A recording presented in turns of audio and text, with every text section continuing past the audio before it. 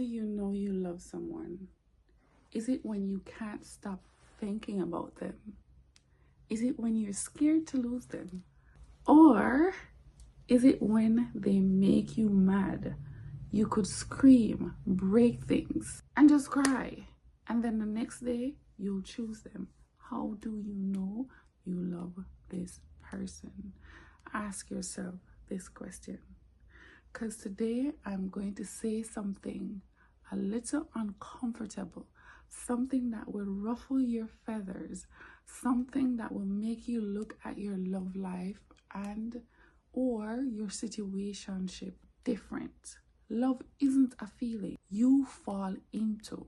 It's a decision you have to make with yourself.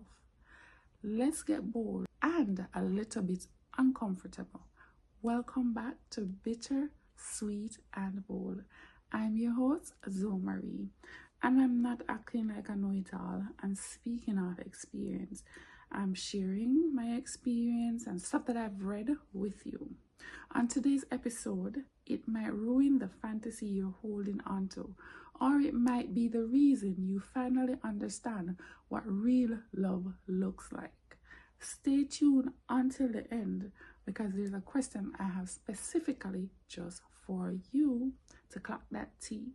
If you have never watched my previous episodes before, please go back and watch them. And stay tuned for another episode where we'll be having group conversations. Y'all know I get twist tongues all the time, but hey, let's deal with them. I'm being natural and raw over here, so ain't no prettying up anything. Please subscribe, leave a comment, share with a friend, all of that good stuff. Butterflies are not evidence, and when I'm talking about that butterfly, you always feel in the pit of your stomach like you're full. It feels like, oh my God, I'm in love. Butterflies feels good, but no one ever talks about how butterflies are just anxiety dressed up as romance. Think about it. It's anxiety dressed up as romance. We think love is racing heartbeat, overthinking the text message the man or the girl send you. Stop overthinking the text message. Stop searching in social media, like I said in my previous episode. Craving attention, but those are just symptoms of wanting to be wanted. Let me repeat, those are just symptoms of wanting to be wanted. Let me be bold for a second. Lust is very loud. Love is very quiet. So quiet. You don't want, the way it's quiet, it's like walking on eggshells. Lust says, I need you. Love says, I choose you. Literally, I choose you.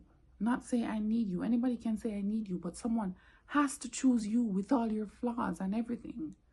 Think about someone who made your heart drunk, gave you butterflies on the pit of your stomach or in your chest, wherever you get your butterflies. Now ask yourself, did they ever make me feel safe? Because real love calms you the heck down.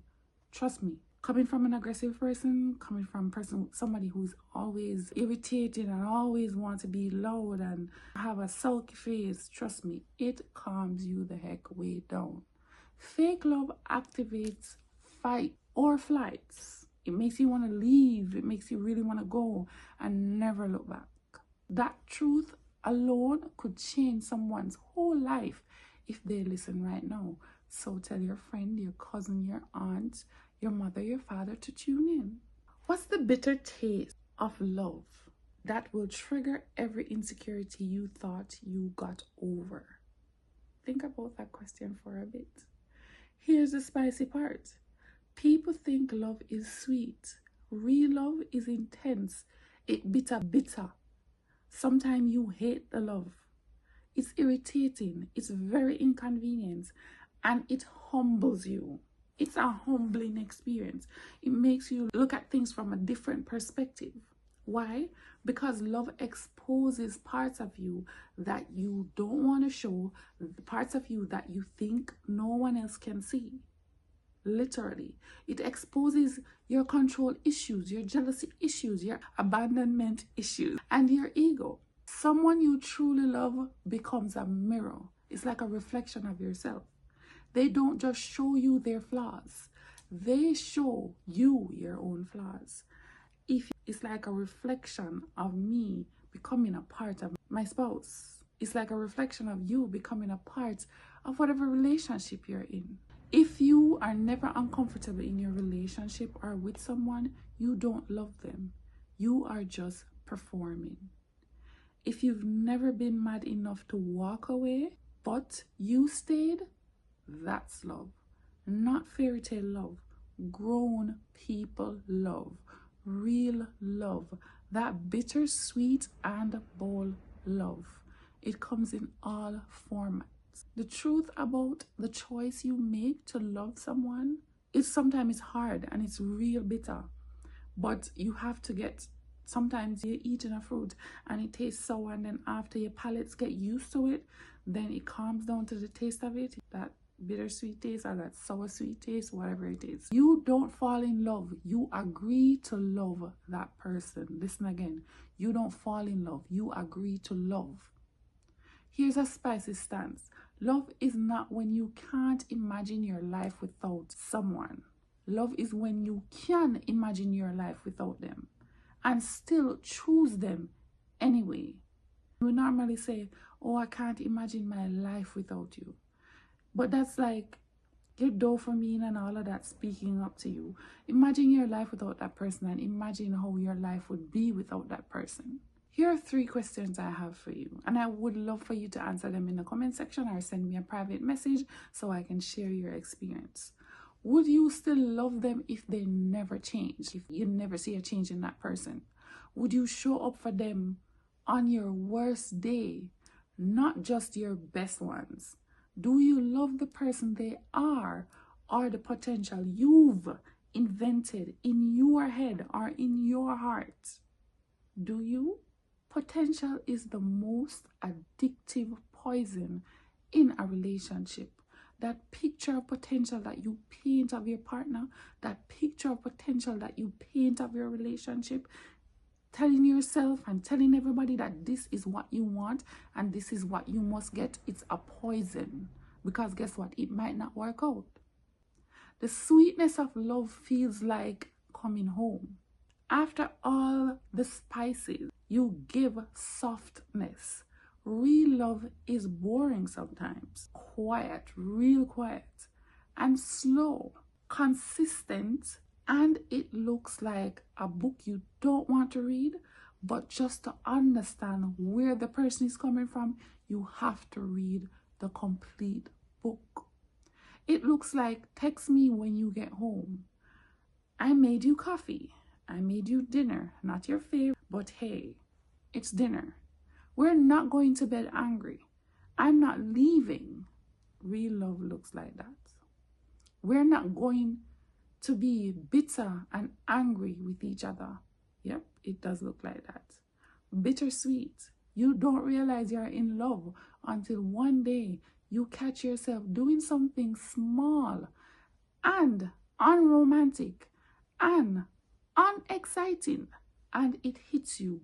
Oh, this is it. This is love.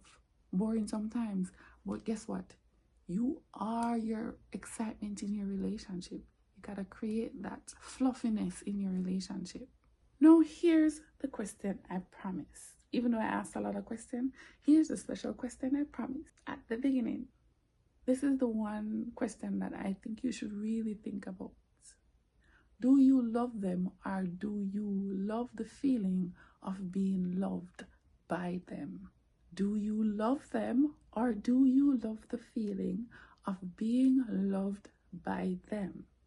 Sit in silence for 1 or 2 beats. If someone pop into your mind, just know you've got work to do, sis. You got work to do, sir. Literally, you got work. You have to look in your heart, in your mind, search your thoughts, search the things that you have been through with this person, with this individual, and think to yourself, is this love? Is this what I really want? Do they feel the same way about me? Ask questions in your relationship, and don't you ever forget to put your boundaries up. Literally, don't you forget to put your boundaries up. You need to put that boundary up. You need to ask the questions, whether they are stiff, soft, or wiggly. Ask the question. If this episode shook you a little, good. Share it with someone who needs to hear it today. The truth and fact is, we think we love them because of who we think they are, but we actually love them, or we tell ourselves we love them because of who we think they might become. Be careful. Like I said, that potential is the most seductive lie in a relationship. It's a lie. We don't fall in love with a person. We fall in love with the story we tell ourselves about them most of the time. There's no such thing as love at first sight. Well, my perspective. Don't come for me in the comments. No such thing as love at first sight. How? We fall in love with their highlights, habits, their promises, and not their patterns. If that stung a little good, that means you're listening. You're actually listening. Imagine falling in love with somebody because of their habits. That's crazy. Then what about when that habit becomes annoying? How do you deal with that? Love doesn't need magic to survive. It needs maturity. Love like a mature person. It's not a cosmic anything. It needs maturity. Love isn't destiny. It's discipline. And that truth alone separates infatuation from intimacy. Stop infatuating and telling that I love this man so much, I love this girl so much because she's a good cook, she's clean, she bathes 3 times a day, her hair is always done, her nails is always giving. Stop doing that. What about when the time comes when her hair is not done, or when his fingernails are not clean, or when he leaves the toilet seat up, or doesn't wash out the dishes, or leave his shoes where, like, what about those times? You can't fall in love with people's habits. You have to fall in love with the person, with the creation of God. You have to not fall in love with your mind or your heart or the butterflies in your stomach. You have to entwine all 3 and focus on growing with this person. Sometimes we fall in love with people who has flaws, right? And let's just say you fall in love with the habit of this person, and then you realize, all right, I'm sleeping next to this man and this man snores. I hate it. What are you gonna do? Are you gonna fall out of love with that person because he snores? Because, all right, you came to his house is clean, he smells good, he dresses well, but when he shits, it stinks. Or when he sleeps, he snores. Or when he drinks water, he whops. And you hear that nasty sound. I hate that sound.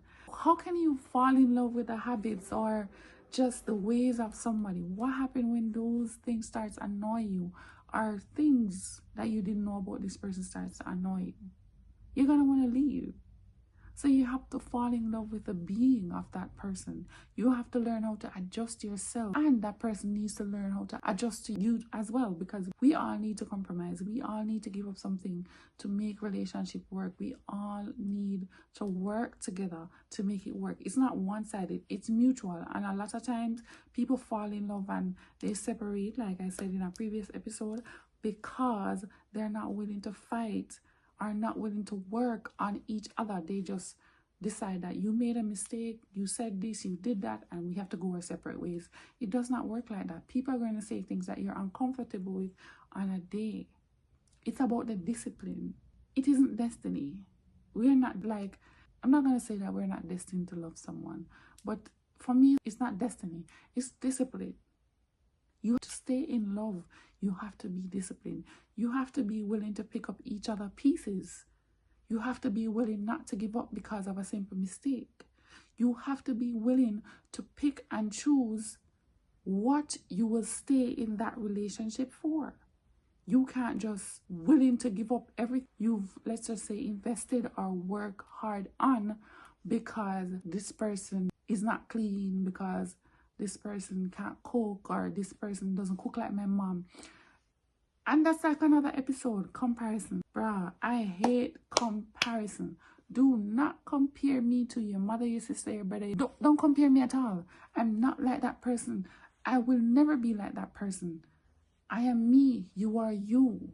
We're supposed to come together and be one, not comparing each other to anything, but I'm not even getting into that. Viewers, I won't. I just want you to interact with me in the comments, share your stories, subscribe, tell a friend, and share this podcast with someone.